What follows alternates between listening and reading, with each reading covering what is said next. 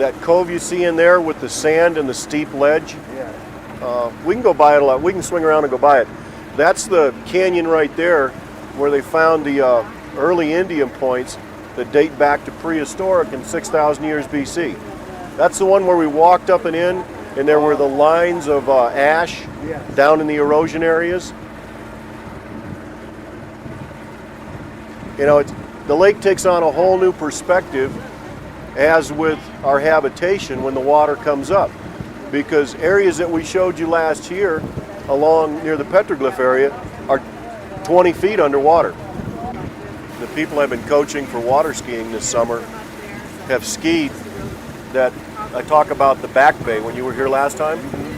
There's another whole lake around the corner and this big large back flat area, and that's where we did a lot of our skiing this summer and a lot of coaching, because the rest of the lake was general public for water skiing and any type of water sports you'd like. So when they wanted really good water, we'd take them back up into a back area. Plus with the tournament, we'll come around the outside so you can get a good shot of where the cave's at, where the Adamanan site is at, what it looks like now with the water up, just starting to drop. We haven't checked it. There may be some new pots showing up right there.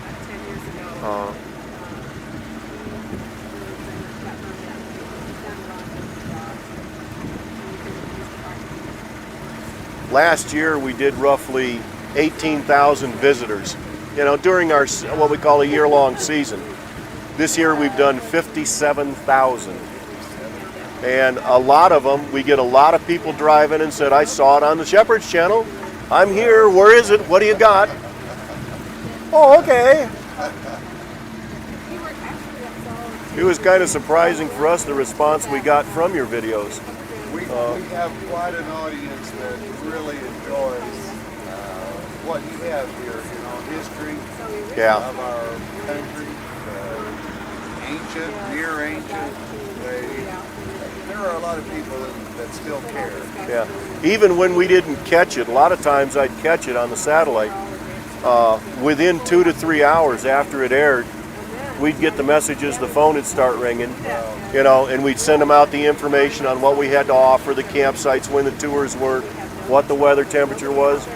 And it seemed like when everybody got up here, they were startled because they expected to find a small lake and a small canyon in a compressed area, and where they planned on spending one day here, one day at Petrified Forest, one day at Grand Canyon, they'd go, uh-oh, we better extend this about 4 more days. Right. You know, this isn't right next door to each other.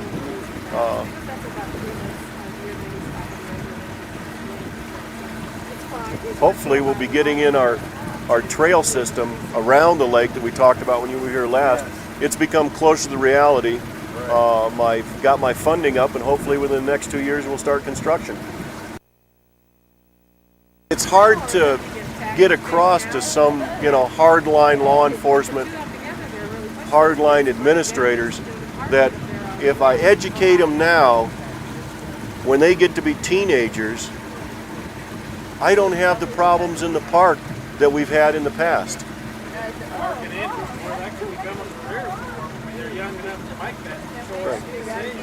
Well, it's not even that. You can imagine Jimmy and Debbie, you know, 7 and 9 years old, come to the park, take the archaeological, the environmental ed tour. They come out with their brothers and sisters and family 2 weekends, and the older brother, Jeffrey, finds an arrowhead and to pick it up. The younger ones are not going to let him do that. They are going to embarrass him so bad that he won't do it. So actually we use the little kids as a major educational part of reducing our problems. That's like preventive medicine. It is, and it's. I made that statement to our environmental ed people, and they said, well, we thought all you did was arrest people, Kevin. Trust me, I'd rather do this than book them. It's a lot easier. This cove here that we were in 2 years ago is the one where we found all of our prehistoric stuff. Our archaeologists that surveyed it just last year have confirmed that that's what we're dealing with, is some areas that date back to habitation to 6,000 years BC. and it's just this small little canyon that goes up. But on both the right and the left to us, over here to the right is the hill that the cave is on, our ceremonial cave is on, and that we've got ruins all around the base of it. So it's the whole area, just the shoreline, is totally tied together with the habitation that took place over the years, and that we had people must have lived here for thousands of years because of the water, which helped create the food, and then with the hills and the cracks and the caves, we've had all this places for habitation and mild weather. Without the dam, how wide would the river be, say like this time of the year? The historical accounts, this time of year, you probably had a free-flowing, maybe 10 to 15 foot wide, 5 to 6 foot deep, a lot like your back east rivers, natural flowing rivers. Because even this time of year, now today's a beautiful day, we've got no clouds at all, but normally this time of year, by the afternoon, the monsoons would start coming up out of Mexico. Like we saw last year, we had to run from the lightning. That starts to rain up on this watershed, and that comes down our river. So actually we only have maybe 2 dry months a year where there isn't constant water coming into our watershed. When they put the series of dams in, that's changed everything, because all that water is stored now and then released as needed for agriculture. But you figure this is a 1,500 surface acre lake. That's a mile wide, 3 miles long. That's a lot of water that's stored year round. It's used mainly for irrigation and owned by Lyman Water Company, but they've allowed us to come in and build around the lake shore to produce a recreational area for the public. And for years we've been known as just a water skier fishing lake, with excellent trout coming out up to 7 pounds. So we thought, well, we had all these Indian ruins, and 2 years ago we started, when you folks came out, we showed you the petroglyph tour that we developed. We're now working on a major, archaeological dig where people can come in as grad students and spend a week and dig with us and learn. And then in the wintertime, when the college backs out, ASU backs out, we bring the local school kids in to learn about the environment, about the dig, and about how thousands of years ago people lived here, how they survived, the houses they lived in, the corn that they planted, the animals that they developed, and how they evolved into what we probably know today as the Zunis or the Hopis.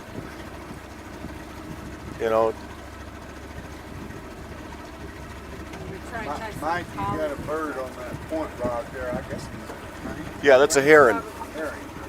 That's probably one of our great blue herons. That's what was flying across the lake a while ago. If we get lucky this morning, we'll see the osprey that's out here. He's been feeding and just grabbing huge trout. He clamped into one last week when we were out working with the kids and almost couldn't get off the water. We thought we were going to have to go up and lift him in the boat and peel the fish off and let him fly.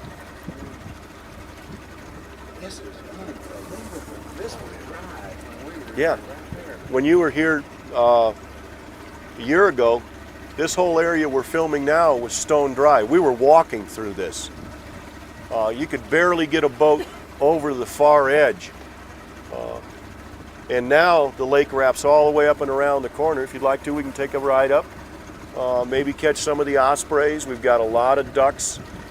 We've got an extensive bird population that lives at the lake. This is one of the views up to the cave, just a little slot. When we're in a hurry, that's the way we go up, because it's right up there on that straight face.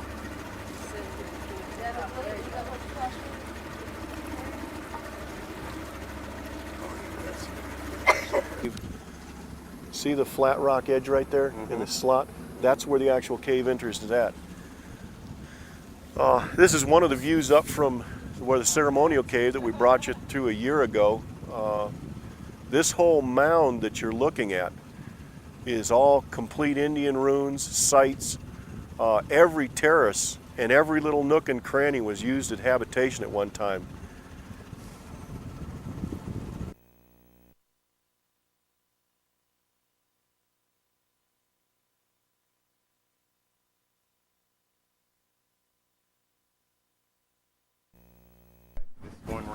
Yeah.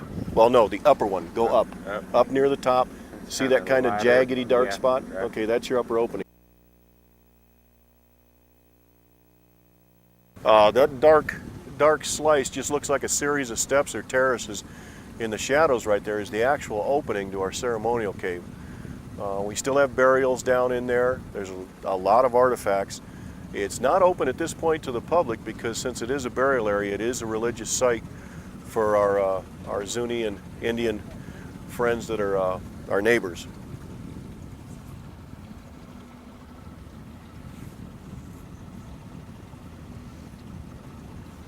Just below there, when you were here last year, was where Dr. Murray located the cross that's the petroglyph that's on the side of the hill. Right now it's in the shade on the walk up to the cave. At the time we were here a year ago, we couldn't even do this by boat. This was all dry land out here. The lake was that low after having the dam rebuilt.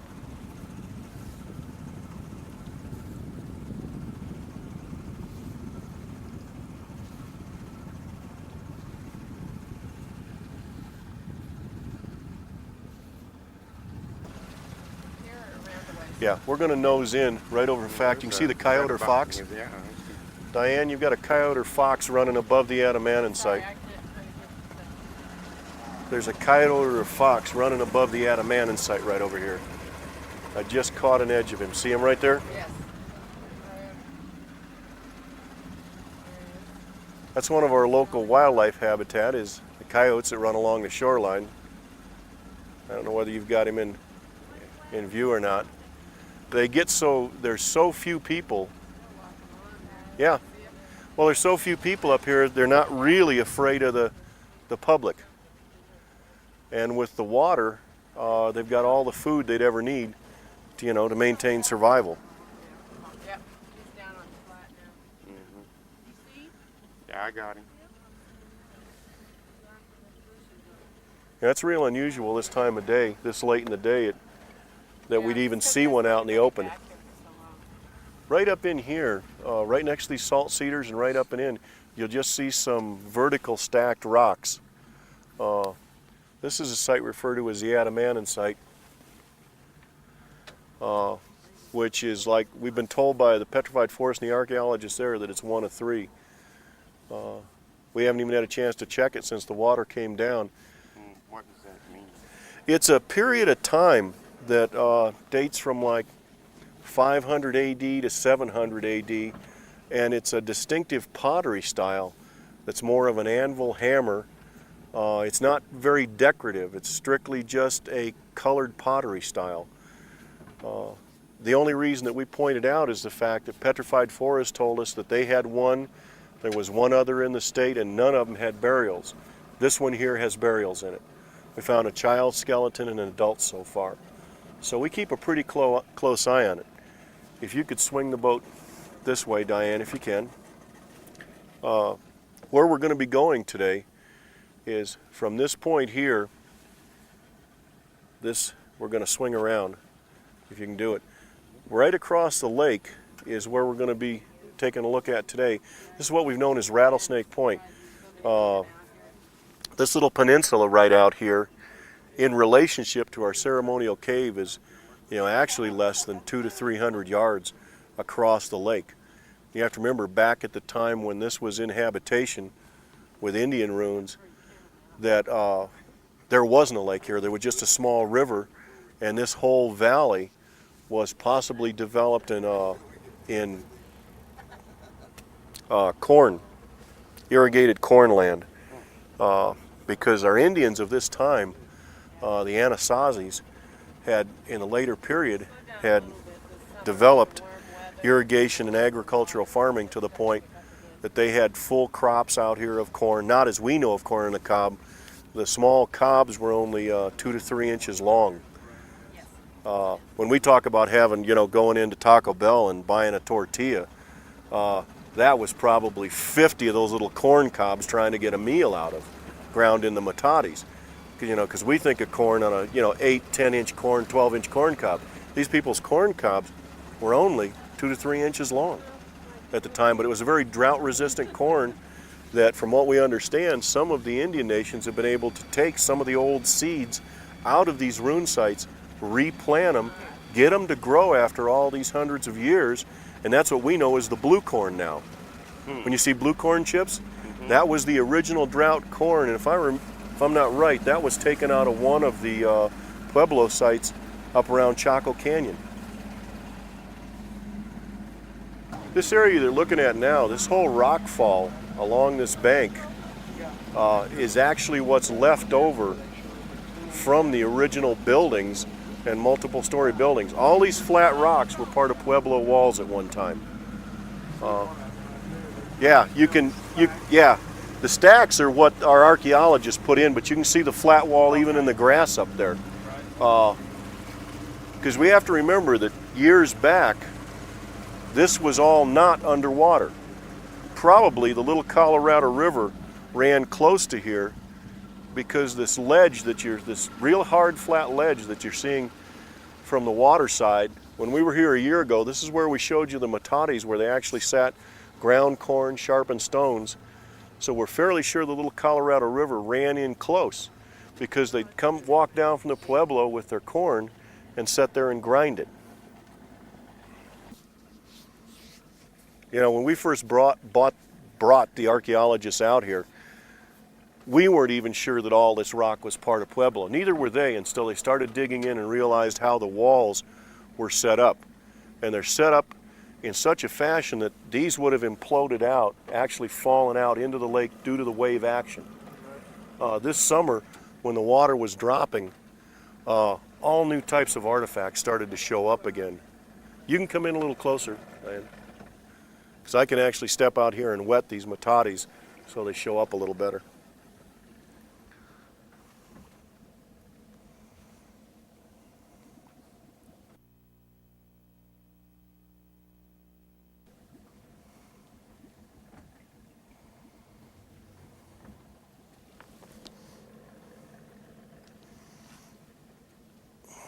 Takes me a second to find them.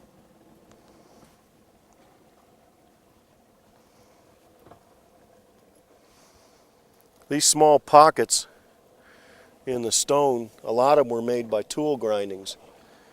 The main metates, which we'll show you one of those, an actual complete one in a little bit, are probably still on the next ledge down. They haven't even come up yet. That's how high the lake is. But these small upper ones that just look like very small pot marks, you'd think they were actually small indentations or gas bubbles. Well, they're not, because they're too perfectly round and formed to be just an indentation in a rock. Over the years, they've worn a lot more into the rock due to the water and erosion factors.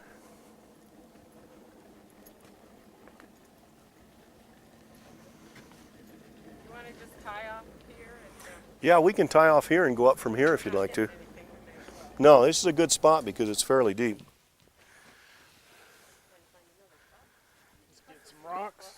Yeah, just get some rocks. Or do you have another length of rope in there, Diane? We'll just go up to one tree and tie off. Oh, okay. Even if it floats away, we send Diane back. She walks back and gets a truck.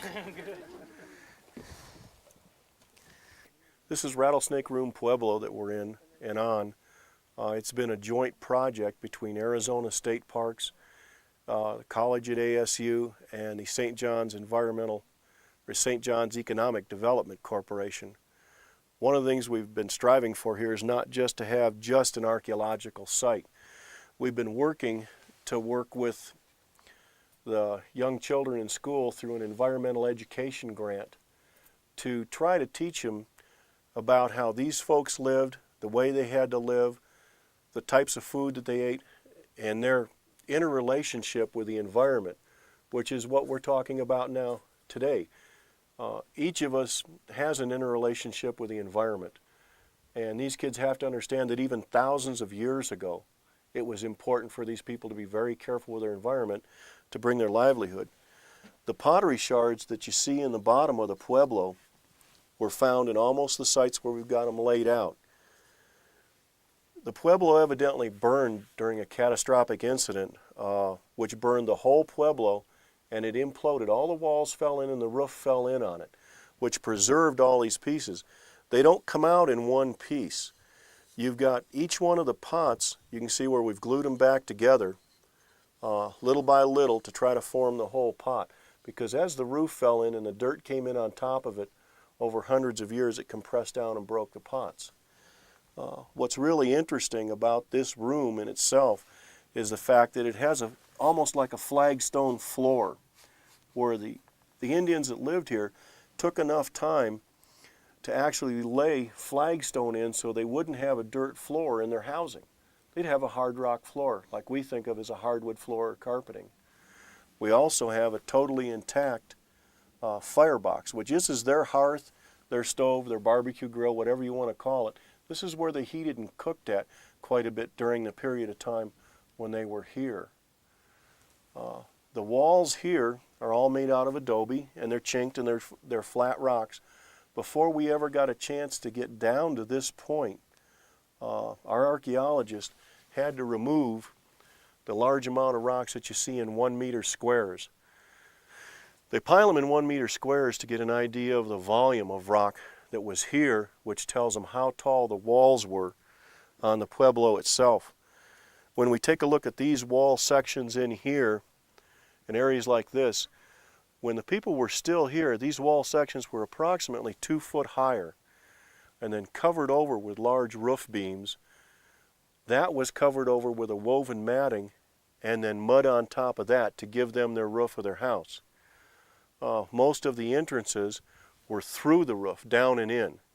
So you had one small opening that the family would come and go out of, and that way it would maintain the heat within the walls during the winter months up here, which can get down, to freezing temperatures at night. When the Pueblo burned, all those roof beams and everything else fell in. They were all preserved here within the Pueblo. When we started digging, we found a lot of 6-inch beams, 1.5 feet long, that were totally carbonized. We'll be able to get an exact date of the Pueblo out of that through tree ring dating.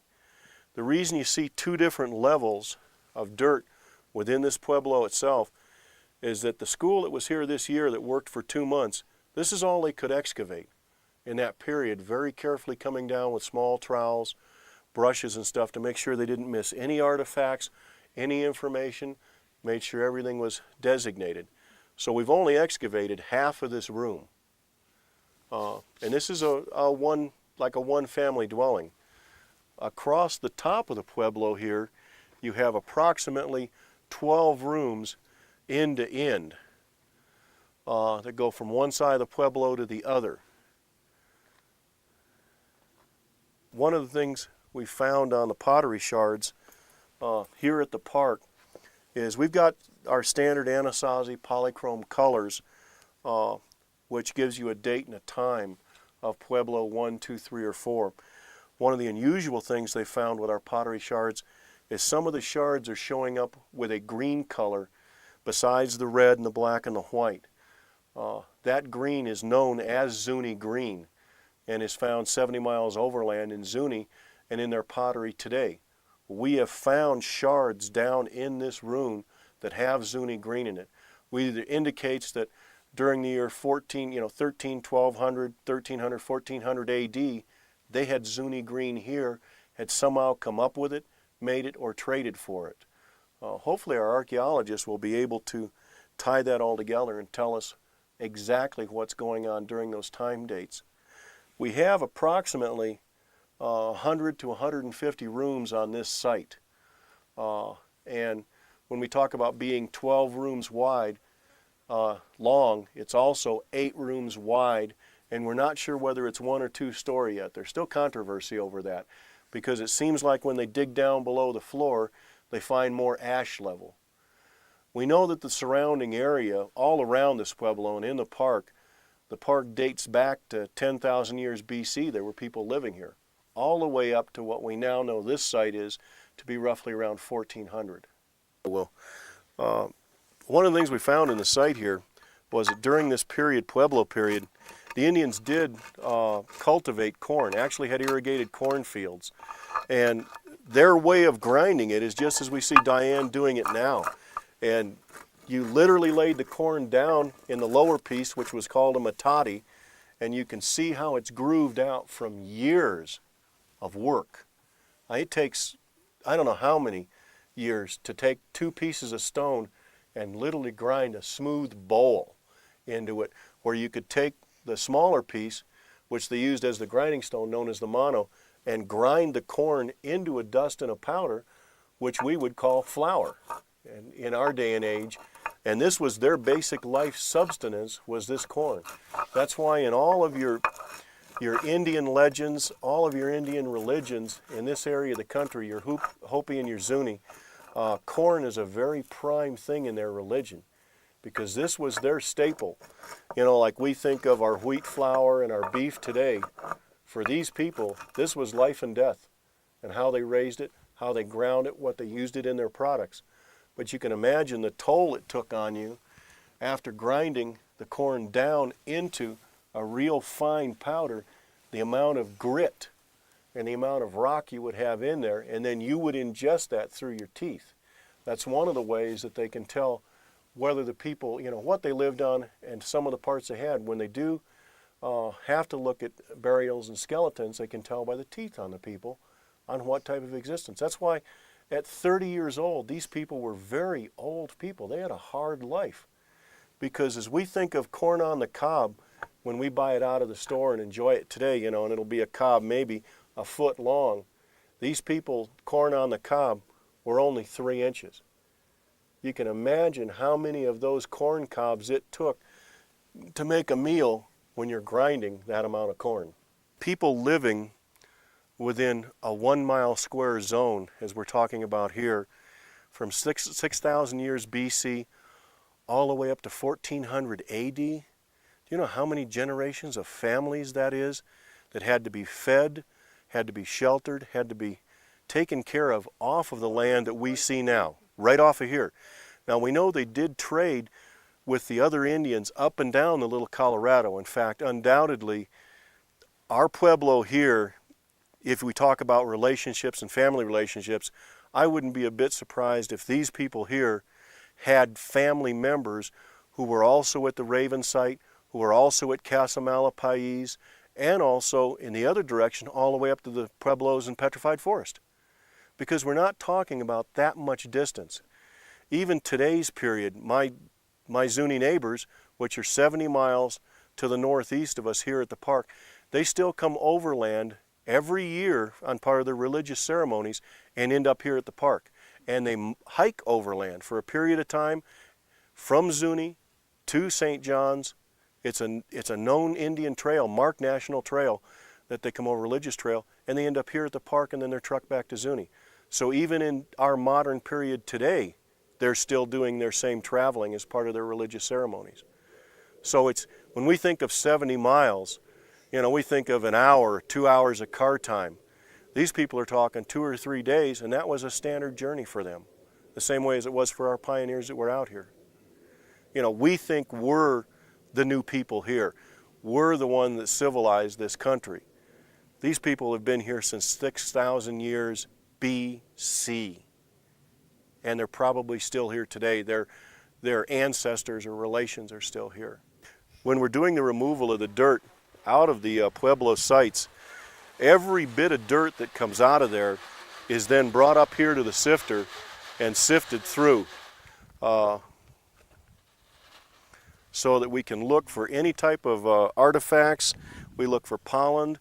They look for just anything and everything, small pieces, real tiny small pieces of charcoal that'll give them some idea of what went on in the Pueblo. You can imagine the amount of dirt that's been put through the sifters here at the park just for that small Pueblo room. And I mean every bucket that comes out of there will go back through. Oh, what'd you find there? It looks like a little marbles on pea size. Yeah, I'm not sure what that is. We've got some pieces of pottery. There's a piece of pottery. Yeah.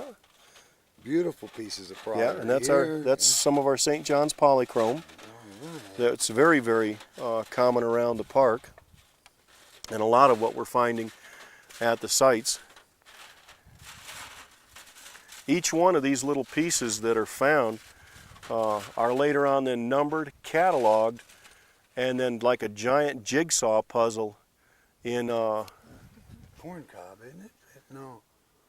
no, that's a small piece of wood, probably very, very old chunk of some of the small roof beams or matting that came down and in.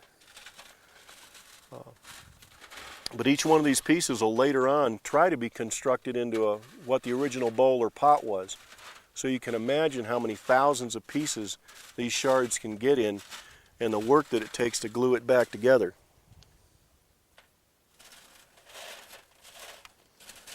That almost looks like bone right there, but it's not. You'll find a lot of small pieces of animal bones, fish bones, just about anything and everything that these people consumed and used at that point will come back out through the sifter. And then by dating it and checking it to find out whether it matches the time frame, we'll be able to tell what the people actually lived on, how they lived, hopefully what their lifestyle was like, and how it related to the area around and the environment and the climate at the time that was here.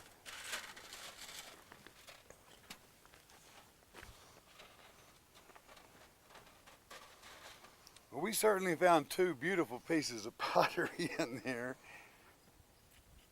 But that, you know, that piece of wood, That's the type of stuff we were finding when they got down, and you'd find small section of the roof beams, very small section of the matting. Now this is just stone here. Yeah, that's our different types of sandstone that we have, and what the Pueblo was made out of. And it shows the different varying colors and patterns, how it was laid together. Now this one even has charcoal on it. See, that one's been burnt on one side and exposed to some heat. Each one of these little bitty pieces that the archaeologists find is just another clue to the puzzle that we use when the school children come out. And this is St. John. Yeah, this is one of this type of St. John's polychrome. This might be of the Pinedale type, which you can see how intricate the lines are. And you've got a basic pot that's done in a red glaze, and these were glazed, and then had the black lines on them in different patterns. And sometimes the outside would be the red with black, and sometimes you'd see the black with white on it, depending on which type. Now this pot's evidently been exposed to heat. And what the archaeologists have to prove is whether or not it was the heat from the fire of the Pueblo or actually used as a cooking pot. And that's why we brought ASU in too. They've basically been our guides and the teachers and main instructors on how we do this and our connections with the tribes. Well, that was fun. Can we do another one? He had so much fun the last time, he had to do it again, right? Right. You just kind of very gently crunch up the chunks. Oh yeah, don't beat it with the trowel. No, because you never know what's in there. Some of it is very easy. Oh yeah, well see, you have to remember that the ground we're dealing with here is the same ground that they made the pots out of. So it's a very hard clay type ground. And embedded in these hard clay type, now see, here's a conglomerate.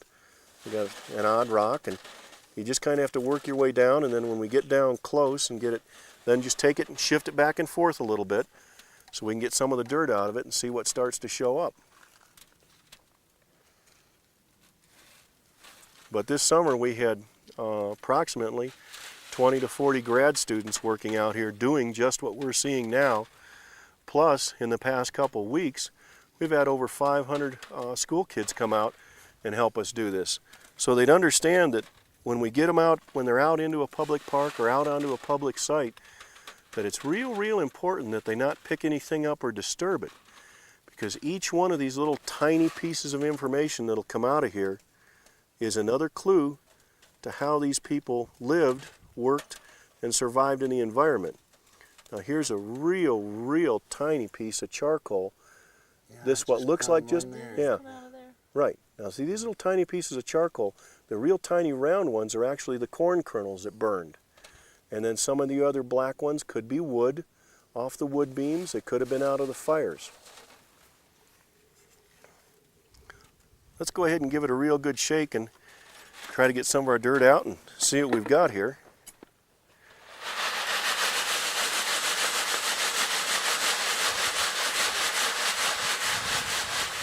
Okay. Yeah, there's more of the charcoal. Now here's a piece. This is a piece of chert, which was what you can actually see the edge on here, where they were flaking it off, probably working it for a stone tool or a point at one time.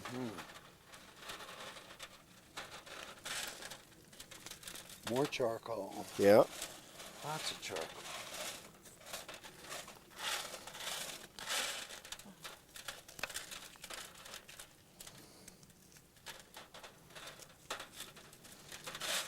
You know, ASU will be running this graduate program again next summer for college students and graduates and people that are interested in taking the classes and learning about archaeology and having hands-on archaeology. Anybody wishing to come to the school or learn about it or take the classes are more than welcome to contact the park here. We can send them the paperwork, or they can contact ASU directly, which is Arizona State University, down in Tempe. And our archaeologist's name is Dr. Keith Kentig, and he's the head of our program up here. Because this has been a really exciting joint partnership between ASU, State Parks, and the City of St. John's. And then the areas the State Parks has been doing it out of is their environmental education program. Because if we don't learn from the past and learn from these people's mistakes, we're destined to repeat them again in the future, which is what we're finding out now with the way we live. I'm not sure what that is either. I'd have to, yeah.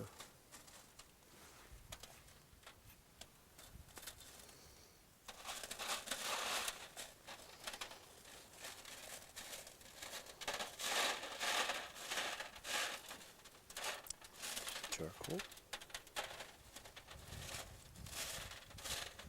During this sifting, we'll find a lot of small animal bones. Sometimes this is where we'll find our Indian points or arrowheads will come up because you'd never even see them in the dirt. And then they take samples of so many meters of dirt and actually do a flotation process in water that floats the pollen and the seeds of that time up to the surface. So they can tell basically what type of plant life was existing way back then. Because the plant life we see now is not the same, you know, as back in 1400 AD.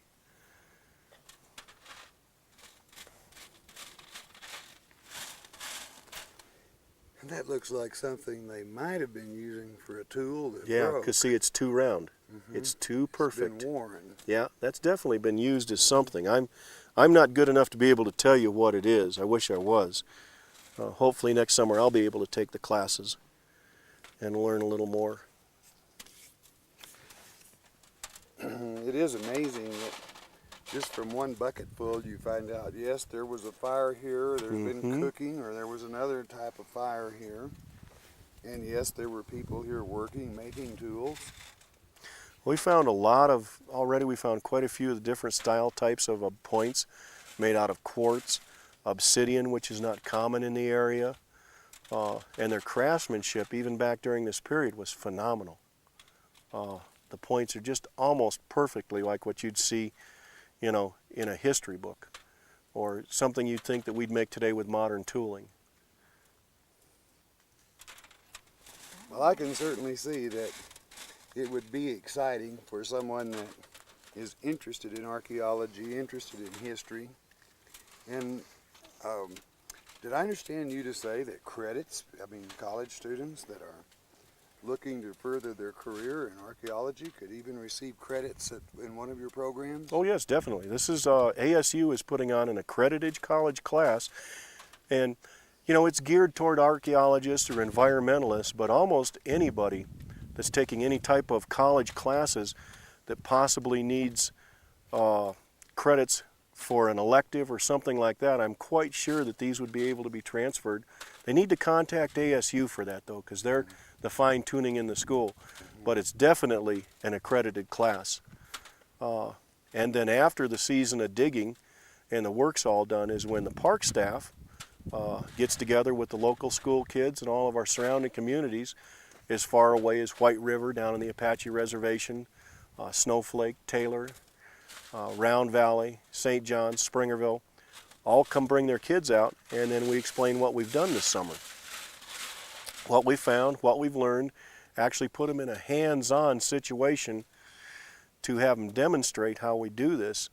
And one thing we've learned for years of working with kids and with the public is it's much easier to educate them on how to take care of and preserve stuff than it is to, in later on in life, try to enforce our will or laws on them. If we start to educate the kids now, we won't have the trouble that we've had in the past with pot hunting and illegal digging. I know that you're also, as well as a park ranger, and all rangers are policemen in a sense, and I know that you have experience in police work. Isn't it true that if young people are taught to respect the law and have the laws explained to them why it's to protect the things that we all mutually, well, in this case, own or have an interest in, that when they understand that, they're not as quick to go out and break something? Oh, definitely. Not only just not themselves, they become an inherent shareholder in our public lands and state parks. They feel it's their park. And at that point, it's not just them. They'll keep their friends from doing things that, are wrong. They actually help educate other people on the preservation and why it's so important to keep this stuff for the past. Every time we take a shovel full of dirt out of here and run it through the sifter and find these little pieces, every piece of this information is part of the puzzle that'll help us survive in future years. Absolutely. And it's that important to us. Years back, we didn't realize how important it was. There were no laws against it. Like you said, I've done law enforcement, and I've done both sides of it. I've done arrest and convictions on the archaeological laws, and we can arrest forever. What we need to do is work more on our education side of it, so that we don't have to enforce. The farthest thing that my park rangers want to do is enforce. We're here to help educate, teach, and make sure everybody has a good time and learns a little bit about their past, because this is our past. Even though we may not be directly related to the Hopi and Zuni, this is our past one time or another. Absolutely. Well, that's one thing I must say about your program here at the lake. Is it certainly is geared that people of all ages are going to have the opportunity to learn and to respect. And certainly, I want to compliment you on the work that Thank you. your entire staff, you and your staff are doing. Charlene just happened to notice this piece sticking out just right on the surface. And it kind of looked like what would be the grinding stone of a matati, which is the mono. And it is. And this is the type of stuff that we find all over the site, right on the surface, as the ground erodes down. It'll be interesting to see if we can find the second half of it just below it. Charlene's definitely got a good eye. That's what Diane's going to go in just a few more inches and see if it's there. Or sometimes they get separated as they broke. She's got something right there, so we'll... But this is the way the actual excavation is done, is they'll cordon off a small 1 meter square and then slowly remove the dirt down 2 inches at a time using a small trowel and the paintbrush to clear it out of the way, hopefully not breaking anything as they drop down through the area.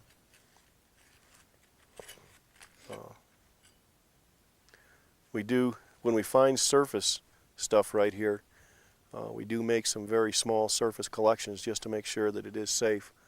We'll mark down on where it was found at, put a date on it, and let our archaeologists know that this thing popped right out of the surface of the area. We're only about a foot from a main wall, actually where Dr. Murray's hand is holding the mono and his hand's touching. That's an actual outside wall area, the 12 rooms long.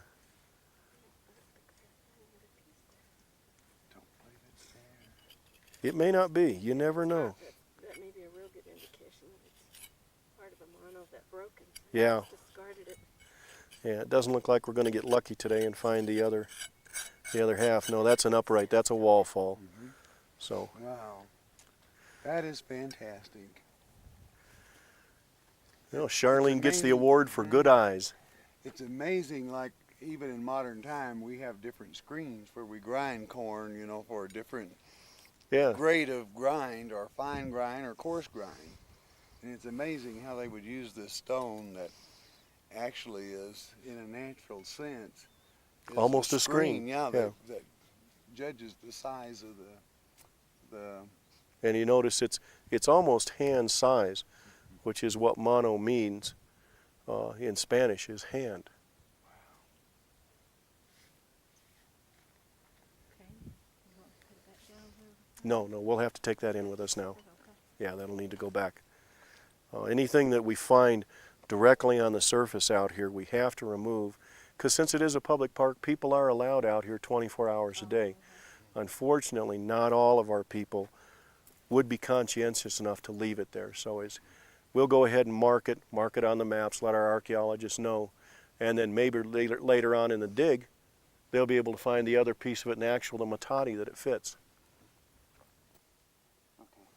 This year when we started the excavations out at Rattlesnake Point, our archaeologists did a lot of test holes just to see if they could figure out how big it was, where the rooms were, how the walls were laid out. What we found out is that the rooms go all the way down under the lake. That's all that rock fall that we saw along the shoreline. When they dug this particular room right here, they were trying to see if they could get a line on where the outline walls were. But what they found was this is not an outer wall of the Pueblo. This is another inner wall of a room block, and what they discovered was what they think is a ventilator shaft for one of the hearths. And that's why it's so perfectly boxed and showing almost a perfect square. What they didn't find was the hearth, because actually when they were trying to dig the room, the floor of this room still had water running in. The lake was that high at this period of time. So they kind of abandoned it, and they left this wall here intact because they'll come back in and finish this room in years to come. They also checked this room because this was one of the rooms where we showed pot hunting had actually taken place. There was a depression, dirt had been removed. What they found out was our pot hunters did not want to dig through the room fall rock, so they stopped. And that's why the Pueblo is in such pristine shape as we found it in. It was just too hard to dig, too much work to get the pottery out. But we're hoping to find more hearths in the other room, but this is real significant for archaeologists. Some rooms had it and some rooms didn't, and they don't know why. The reason they leave dirt behind the wall where I'm kneeling right here is to make sure the wall doesn't get too fragile and implode. Because as part of the structure of it, we need to make sure we've got enough support on the walls that when National Park Service comes in and does our stabilization, we don't have any problems with our walls imploding, because these will never be covered up again. These will always be left open for the public to come in and see and understand and learn from and take tours through. You don't have to come to the park to work at the site. You can come to the park and take a tour through the site with myself or Diane or Tom, the rangers that are here, and we'll tell you everything that you're seeing on the tape now and all the new information as it unfolds. And it unfolds daily as we hear from ASU about the artifacts that they've taken back in.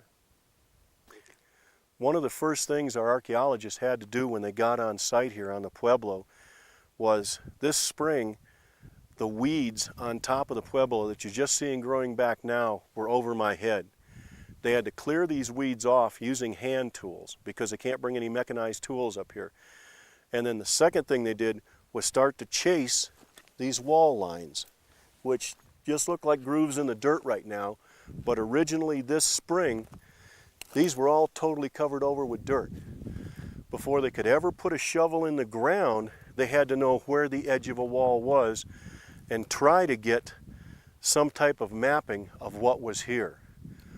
ASU is now producing a really good multi-layered map showing what we think we have here. And that's only per next year when they put the shovel in the ground again, and all of their new information, learning, whatever you want to call it, is totally changed by the next shovel full of dirt. Because each shovel is another whole new world. and can change all their known information into something else in just one bucket full of dirt. It took them over a week to clear just the weeds and chase the wall lines before they ever got to start to dig, with a crew of about 6 people. All of this rock that you're looking at coming down the beach is all from the Pueblo. That Pueblo, from where we were standing, continues all the way down under the lake. Because you have to remember, back during this period of time, during 12 to 1400, there wasn't a lake here. There was just a small river running through a really nice flat valley, which made for excellent farmland and excellent habitation. So this Pueblo grew up from the river on up to the sites that we were at where the digging's going at now.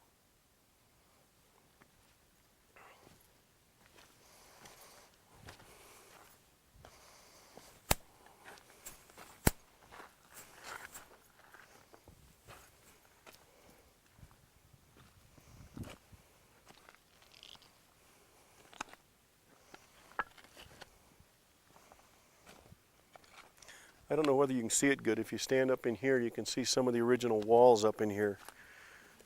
As the lake rises and falls every year, every spring as the water comes up, it totally covers this beach area, and the water will come up and work right against the bottom walls of the Pueblo and start to expose it. And this is the way it's been exposed every year since I've been here for the past 5 years. We find a lot of salvage archaeology, which means there's not much we can do from here down to actually preserve, restore, and take care of what's here. What we do is we come in and the archaeologists remove all the artifacts, gather as much information as they can as the water drops. As you walk along the shoreline here and through the rocks and the flat rocks that were part of the Pueblo walls, you'll find pottery shards, you'll find arrowheads, you'll find matates and manos, everything else that the upper Pueblo where we at and where they're digging we're at, and what we found up there is all found down here in the beach as it erodes.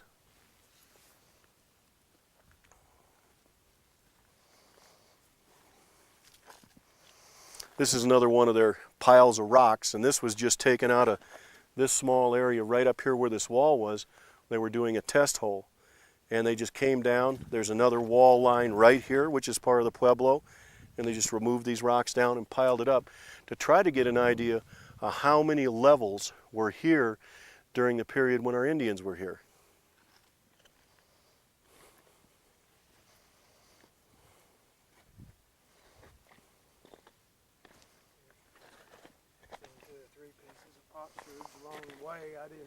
Yeah. No, you can walk anywhere along this beach. And they're going to be there. They're going to be there. We found some beautiful pieces this spring. In fact, the water was helping us see them because it magnified the colors when the water was clear right at the shoreline.